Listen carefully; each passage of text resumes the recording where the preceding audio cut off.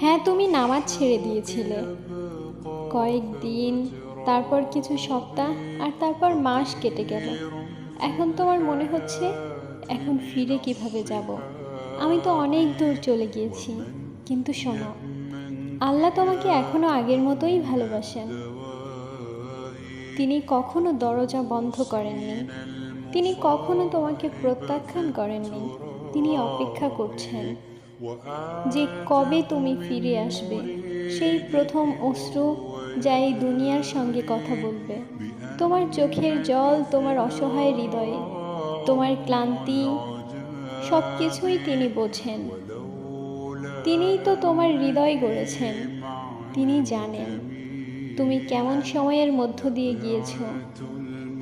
থেমে কেন আছো? ফিরে এসো, নামাজের সঙ্গে বন্ধুত্ব করো। তিনি তোমাকে প্রতিটি পদক্ষেপ তোমাকে আগলে রাখবে।